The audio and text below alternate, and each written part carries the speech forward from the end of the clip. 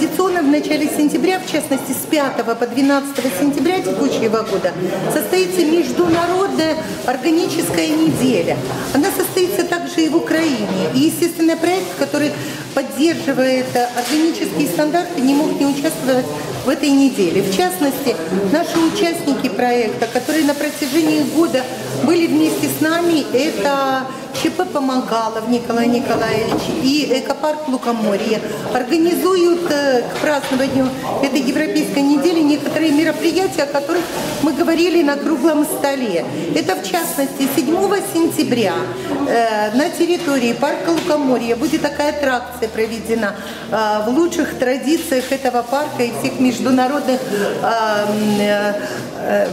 грамот и международных рекордов, которые установил этот парк. Это будет подготовка и поедание такого блюда, которое называется полба. Вот если вы помните у Пушкина сказку о царе и его работнике Балде, там как раз вот этот вот продукт очень продвигается. На сегодняшний день органическая полба будет готовиться в этом парке, и там будет выставлены точечные продажи нашего эко-магазина, «Экоед», который называется, который тоже будет участвовать в этой неделе.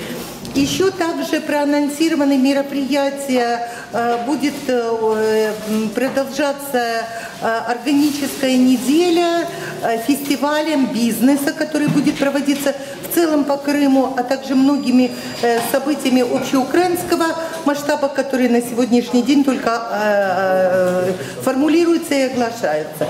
В конце октября, в начале ноября будет, как результат этой работы, проведена большая традиционная выставка, конференция органической продукции, которая называется «Organic Foods Украина». И по результатам этой выставки, этой ярмарки я проинформирую обязательно и на нашем сайте, и в вашей компании. Спасибо.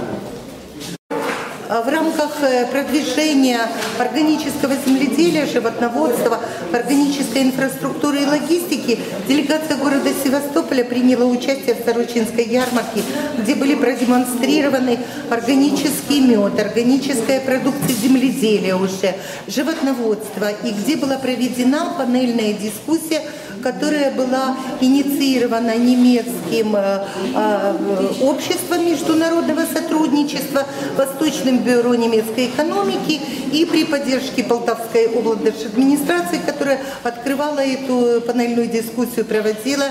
Информация о панельной дискуссии и о участии делегации в Сорочинском ярмарке размещена на веб-сайте проекта. Спасибо.